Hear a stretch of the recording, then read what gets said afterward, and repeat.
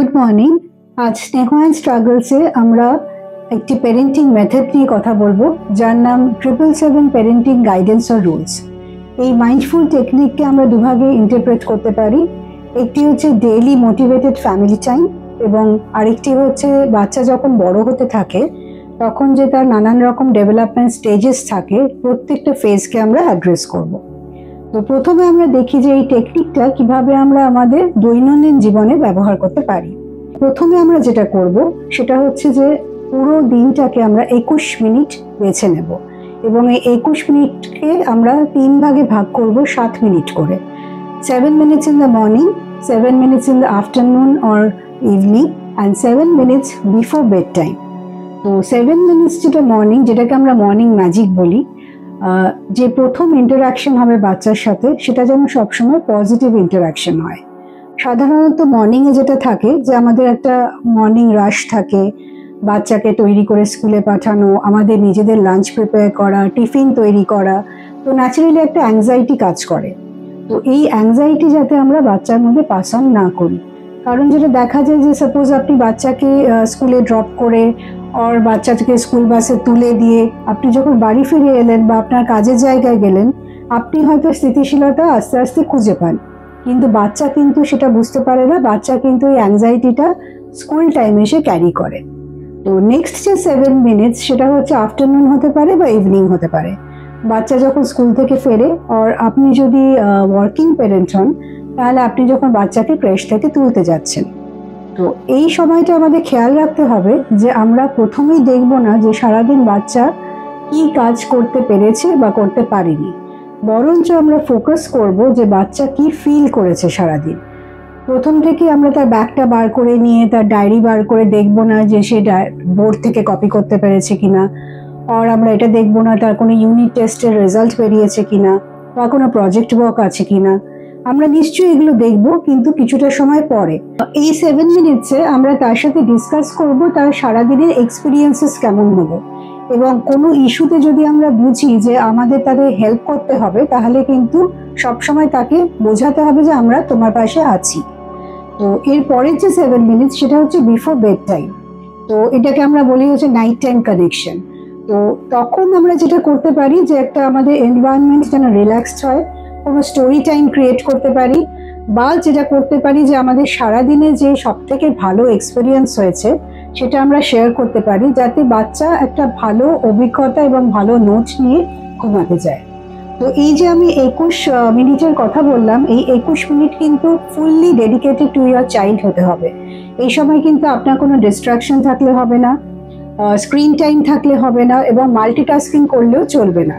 হয়তো এই মেথডটি শুনতে খুব সিম্পল লাগবে, কিন্তু এর এফেক্ট খুব ডিপ, কারণ এই যে বন্ডিংসটা ক্রিয়েট হয় তাতে বাচ্চাদের একটা ট্রাস্ট বিল্ডিং হয়, বাচ্চারা এমপ্যাথি ফিল করতে পারে, বা বাচ্চারা নিজেরাও নিজেদের ভ্যালু দিতে শেখে। তো এবার আমরা আসি সেকেন্ড মেথডটা, সেটা হচ্ছে যে বাচ্চাদের যে চাইল্ড ডেভেলপমেন্টাল স্টেজেস থাকে সেটাকে আমরা 7 বছর করে 3 ভাগে ভাগ করবো। 0 to 7 years, 7 to 14 years এবং 14 to 21 years। 0 to 7 years এই বয়সটি বাচ্চাদের এক্সিকিউটিভ ব্রেন ডেভেলপমেন্ট হয়, আর এই বয়সে বাচ্চারা ছোট ছোট ওয়ার্ডস শেখে এবং এই ছোট ছোট ওয়ার্ডসগুলোকে তারা সেন্টেন্সে পরিণত করে। তো আমাদের যেটা মেথডটা ফলো করতে হবে সেটা হচ্ছে প্লেওয়ে মেথড। প্লেওয়ে মেথড মানে এটাই নয় যে সারাক্ষণ তার সাথে আমরা খেলবো, আমরা কিছু স্ট্রাকচার্ড গেম তার সাথে খেলতে পারি বা আনস্ট্রাকচার্ড গেমও খেলতে পারি, এবং তাদের মধ্যে নলেজ ইম্পার্ট করতে পারি এই বয়সে, এবং কিছু লাইফ স্কিল শেখাতে পারি যেখানে তারা হারা জেতা শিখবে। সেকেন্ড যে ফেজটা সেটা হচ্ছে 7 to 14। এটা খুব ক্রুশিয়াল একটা সময়। এটি হচ্ছে পিউবার্টি এবং অ্যাডোলেসেন্সের সময়। পিউবার্টিতে যেটা হয় যে তাদের মধ্যে ডিফারেন্ট বায়োলজিক্যাল চেঞ্জেস হয় এবং হরমোনাল চেঞ্জেস হয়। তো আমাদের সবসময় এটা অ্যালার্ট থাকতে হবে যে তাদের সাথে কিভাবে আমরা কথা বলবো, এবং এই বয়সে তাদের মধ্যে কতগুলো অ্যাবস্ট্রাক্ট কনসেপ্ট ডেভেলপ করে, সেটা হচ্ছে ফিয়ার, লাভ এবং ফ্রিডম। এই এজটায় আমরা তাদের সাথে অ্যাজ আ টিচার তাদের পাশে থাকবো, কারণ তারা খুব পারফরমেন্স ওরিয়েন্টেড হয়। তাদের মধ্যে যাতে আমরা আরও বেশি নলেজ ইম্পার্ট করতে পারি, যেমন ধরুন ডিসকভারি চ্যানেল তাদের সাথে বসে দেখা, নানান দেশের নানান রকম বিষয় নিয়ে তাদের সাথে আলোচনা করা, এবং আস্তে আস্তে তাদেরকে কনফিডেন্ট করে তোলা পরবর্তী স্টেজের জন্য।